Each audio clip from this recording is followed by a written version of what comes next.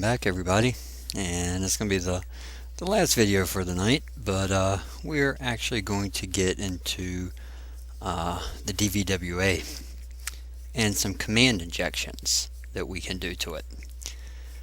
So if you followed my first video, you noticed I did install it on my Windows 7 box. I could have done it on Linux or of course Mac, but and I'm going to put it on Linux later just so you can see the differences, but I put it on my Windows 7 box. I can attack it from any other virtual, but since we're outside of the web app anyway, I'm just going to do it from my Windows 7 box, because we still have to attack it no matter what we do. Now, one of the first things you're going to want to do is go into XAMPP, go into your control panel, and make sure you turn on Apache and MySQL. So start both of those actions and make sure they go green. It will tell you that Apache is running and MySQL is running. Okay. Now, I'm going to go ahead and launch one of my browser windows, and we're going to take a look at some injections. Now, we're going to start this thing out with low security. After a while, we're going to get into medium security and then high security. You'll see some things, will just stop functioning when we boost up the security to it. Alright, so I'm going to go to the DVWA. Again, if you watched the first video on installing it, I showed you how to modify the config file. So the login for the default login for the DVWA is admin, and the password is simply password, all lowercase. And there we are. Alright, so there's a nice little read here about it's PHP, MySQL web app. It's damn vulnerable. It does have a web application firewall inside of it, and an IDS also that will be turned on when you go to higher security. Now, there is a huge warning at the bottom that of course tells you that this thing is incredibly vulnerable. Do not upload this to your host and providers folder or anything internet facing. And they do recommend you use some sort of virtual machine such as VirtualBox and run it over XAMPP. Alright, so first thing we're going to do, we're going to go into the DVWA security. As of right now, it's set to impossible, which used to be high, but they've renamed it. Now, we're going to set it to low and submit it. Make sure it says at the top, security level is currently low. Okay, so we're going to start with command injections. Now, I'm not going to show you every single thing you can do here, and I can't possibly show you everything you can do here. I'm going to show you how to get started, and you kind of take it off on your own. Well, what this web app has got is they have a place where, hey, we can ping. So what we do is we just try to ping something. Doesn't matter. 192.168.1.11, and let's see if it works.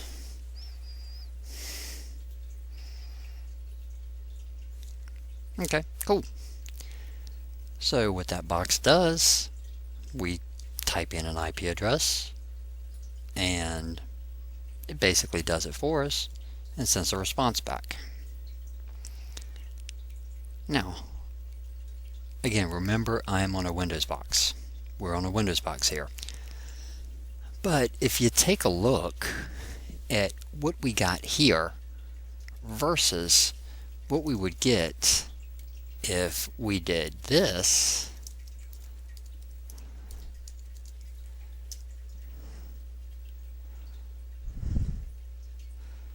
alright, let's take a look at this.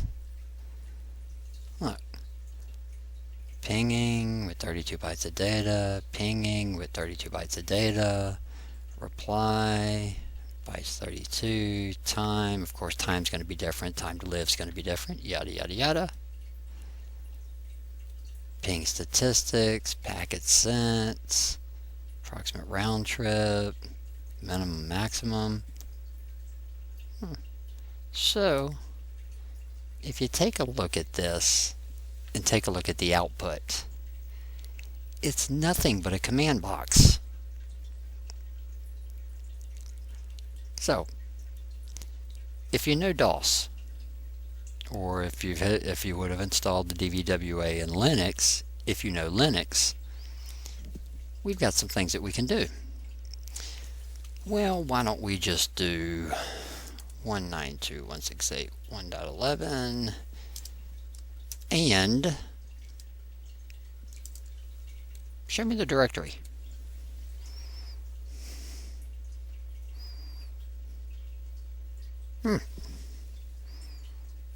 Okay.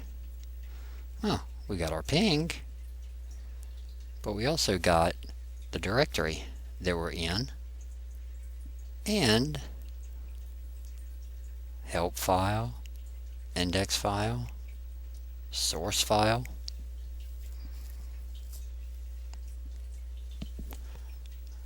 Okay, the wheel should start be spinning now. Well, how about, and again, we really don't have to put all these in. We can also pipe them, but we're just going to AND it. How about we do this?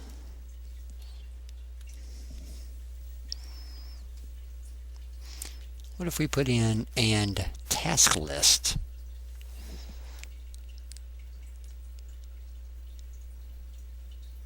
Well, there's some tasks.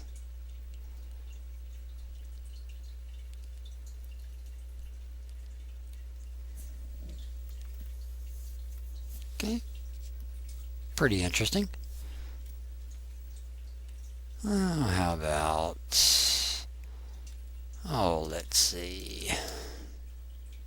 Let me run some network statistics. Let's see some active connections.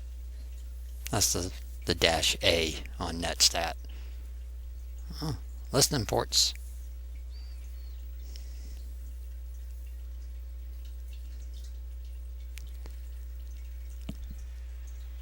Okay. Well, let's take it a step further. How about 192, and why don't we move to the root and do a directory of it.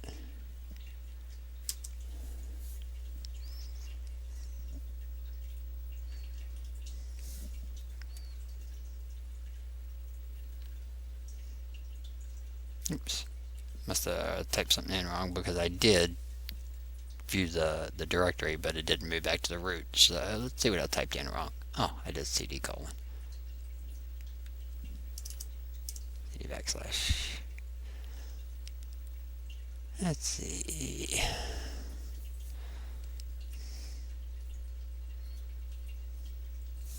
There we go. So there's our ping that we really don't need, but we could pipe it out to not show it. There's my directory of C. Oh, look. We got a text file up here that happens to be called passwords. Why don't we view that? 192.168. Get that out of the way because I did that wrong. So we're going to do the ping because it allows to ping. We're going to move back to the root of C, and why don't we just type out passwords.txt.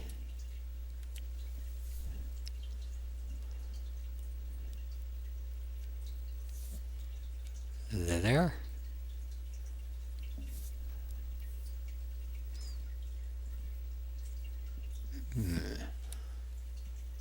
Well, let's just tick them off.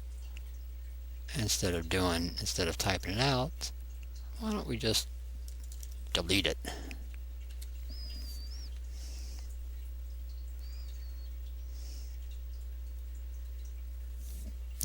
You won't see the delete, but let's see if it shows up. Let's go back to the root of C and do another directory.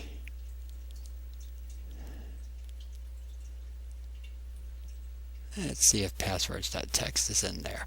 And no, it's not.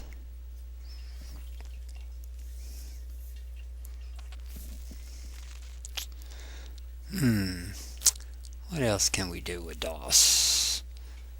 Oh, how about we do the greats? See who's on there. Just depend on net users. We have administrator, we have guest, and we have Malik. Okay. Well, you know what? I want one. I want an account.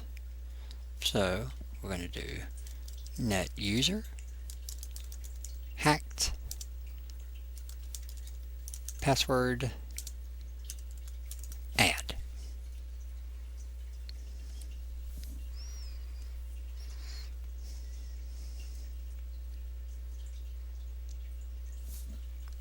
Okay.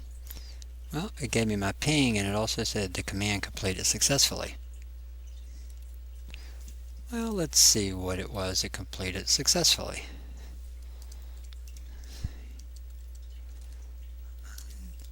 And let's type in net users again.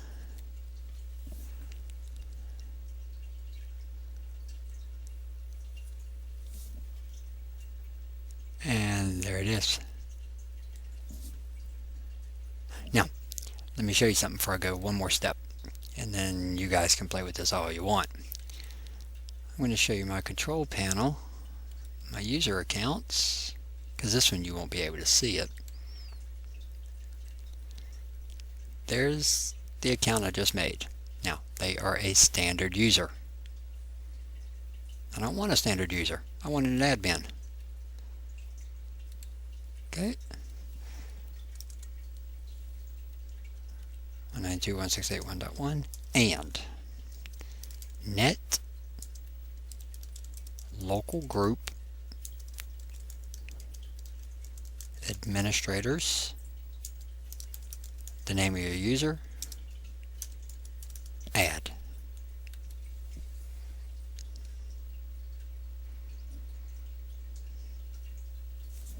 Okay, it did tell me the command completed successfully. And to show you, oops, wrong one. And to show you that it completed successfully, we'll go into user accounts. We'll go into manage another account. And you will see that hacked is an administrator.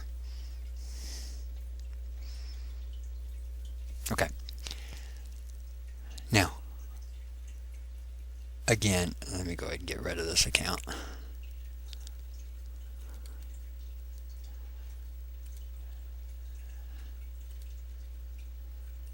Now, why does this work this way?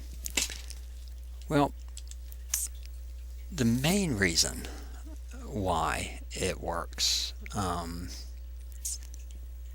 this particular way is because of the script that's in here. And I'm going to show you just real quickly what the script is, just so you can see the main reason. So I'm on my local disk, which is where I want to be. I'm going to xampp htdocs DVWA vulnerabilities exec source.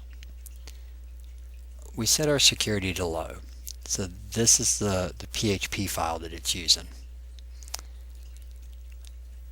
If we take a look at this PHP file just very quickly, we don't have to understand every bit of this. Of course, it is good if you do, but it really determines what this is. It's an if-else statement that determines if we're running Windows or if we're running Linux. So what it's going to do is if it figures out we're running Windows, it's just going to run a command prompt. And it's going to ping what they call target, which is what we type in. There is no sanitation at all on this. So whatever we type in that box, like if we take a look at hi, look, they have substitutions up in here that if we put in an ampersand, it's just going to make it a space, a semicolon. It's really just going to clear it, is all it's going to do. Now this still looks the same down here. But again, here it is. See, it removes any of the characters in the array that they consider as the blacklist. It just does a substitution. So all of the stuff that we would normally type in, everything that we typed in, again, we could have used a pipe to do it, but we used the ampersand. It would have been sanitized, in which case it would have failed. But be surprised at the number of databases you will run across that does not do sanitation or any sort of data validation at all. So there you go. Have fun playing around. See what other commands you can run. You can build as long a string as you want. Again, you can pipe them instead of using the and. You can use the double and. They all do different things. Just play around with them, have some fun with it, but that is a typical command injection. Alright, so until next time, may run some more command injections, but we're going to play around with some cross-site request forgeries next. But again, if you like the videos, give it a thumbs up. If you subscribe to the channel, I'd appreciate it. And if there's anything I can do, please let me know. I'll be more than happy to do whatever you're interested in, whatever you guys want to see. I'll be happy to do it. Alright, so until next time, you guys have a great night. I'll see ya.